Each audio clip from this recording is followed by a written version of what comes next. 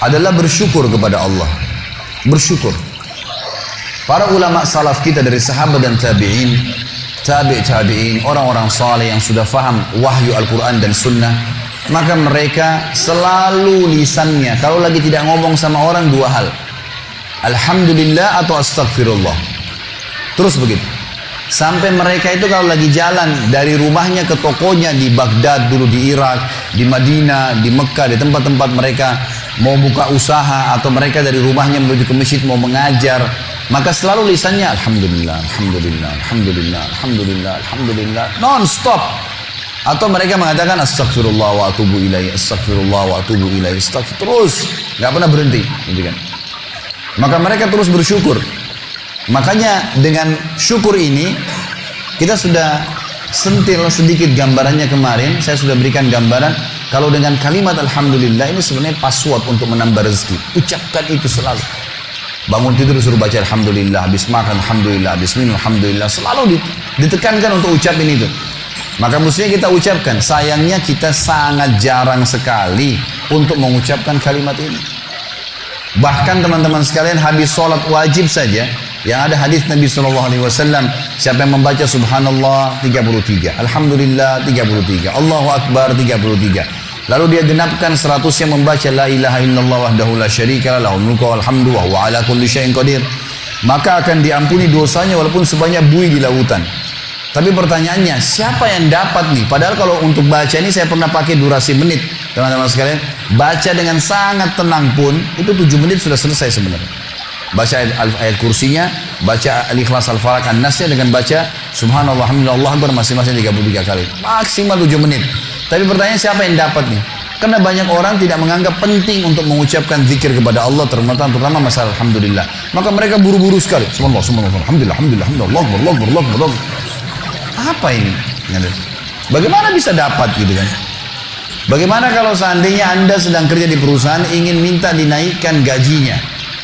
Bagaimana tulisannya itu, permohonannya kepada yang terhormat pimpinan perusahaan, dirut ya, di tempat saya telah mengabdi selama 10 tahun, disebutkanlah kebaikan-kebaikannya, perusahaan ini juga baik, saya berharap bisa dinaikin 1 tingkat jabatan saja, atau dinaikin gaji saya sekian persen.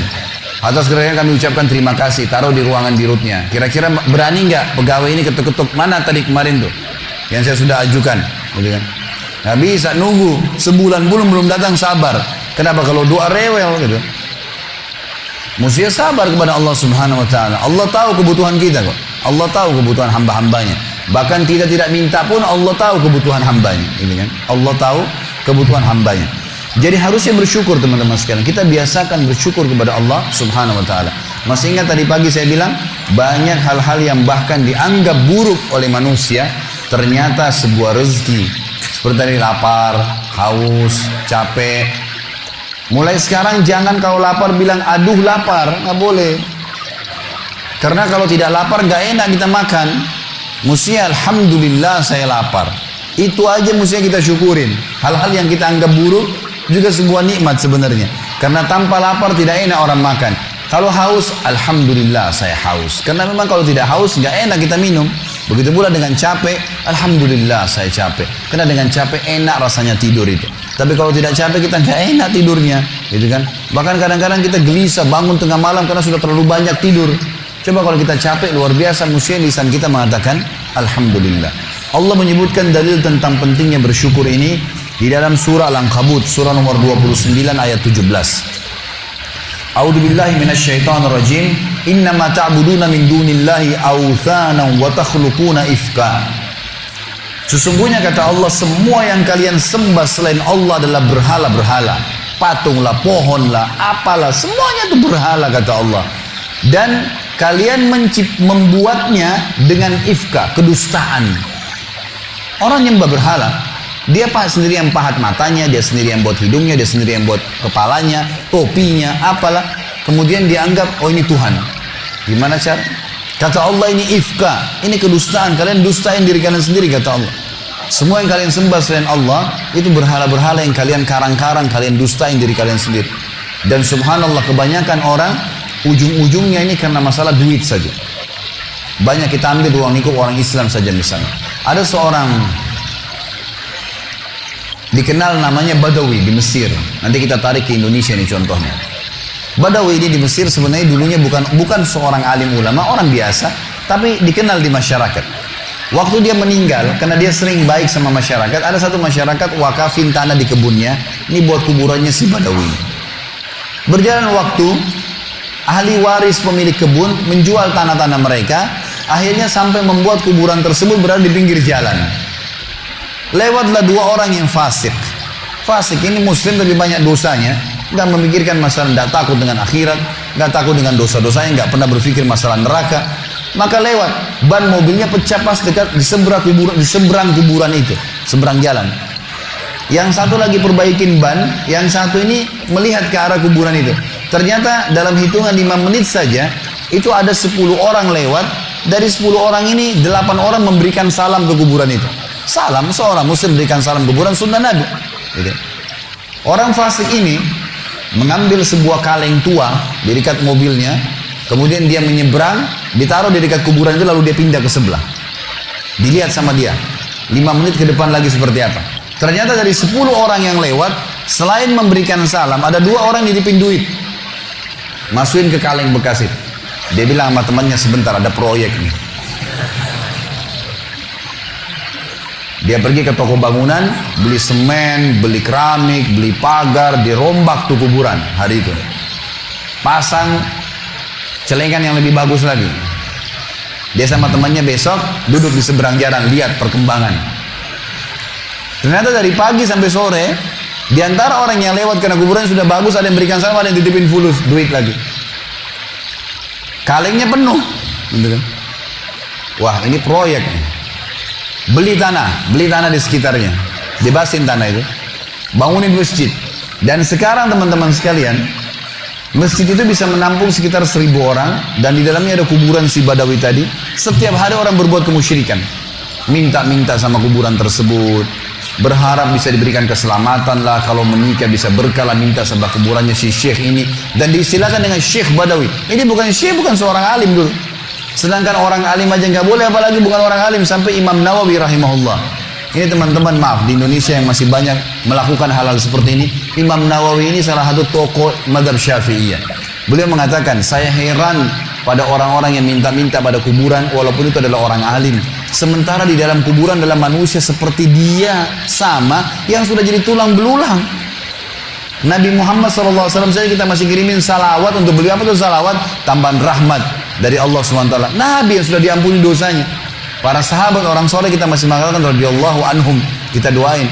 Bagaimana kita tidak mendoakan orang-orang lain?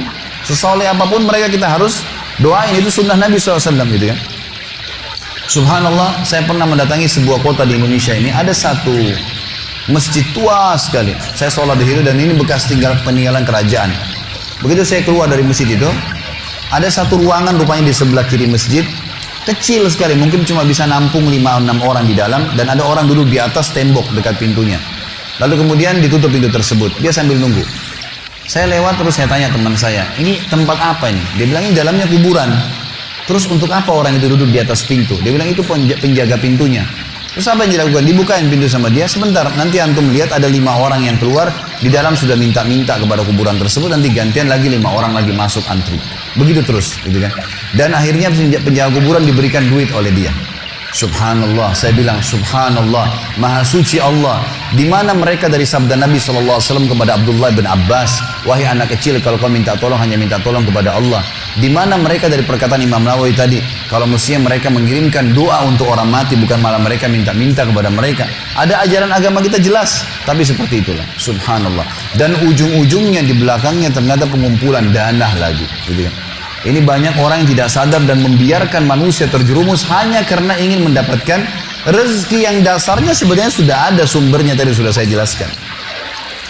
Kata Allah Subhanahu wa taala, teman-teman sekalian, innama ta'buduna min dunillahi awthanan wa takhluquna ifka.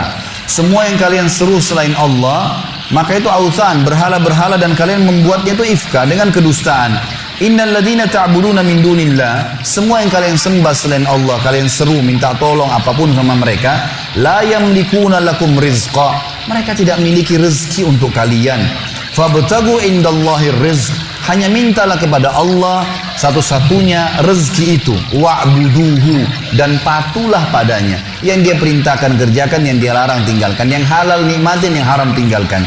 Washkuru lahu, ini saksi bahasan kita, dan syukuri. Alhamdulillah, alhamdulillah.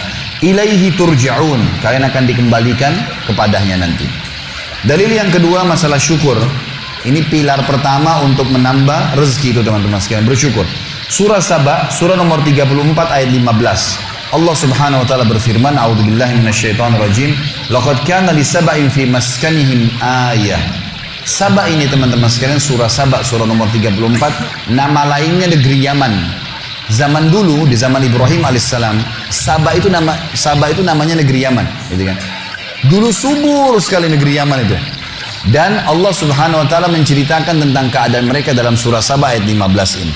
Sesungguhnya di negeri Saba di zaman dulu itu, di kehidupan mereka ada tanda-tanda kebesaran Allah.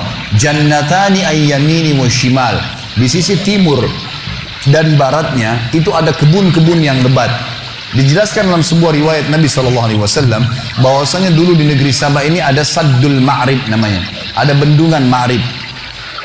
Bendungan Ma'rib ini teman-teman sekalian dibuat dengan ilmu yang Allah berikan kepada mereka dan mereka beriman kepada Allah, maka membuat akhirnya di musim panas pun mereka tetap punya sayur-sayuran. Semua di barat negeri Sabah sayur-sayuran, di bagian timurnya adalah buah-buahan, dan sampai mereka menjadi pemasok terbesar di dunia pada saat itu. Maka Allah mengatakan, kulu min rizki rabbikum washkurulah. Kata kuncinya, makanlah, nikmatilah itu semua, tapi syukuri, bersyukur kepada Allah. Kata Allah, kalau kalian bersyukur, baldatun tayyibah, negeri kalian pasti akan jadi baik, wa rabbun ghafur, dan kalian akan menemukan Tuhan kalian adalah zat yang maha pengampun.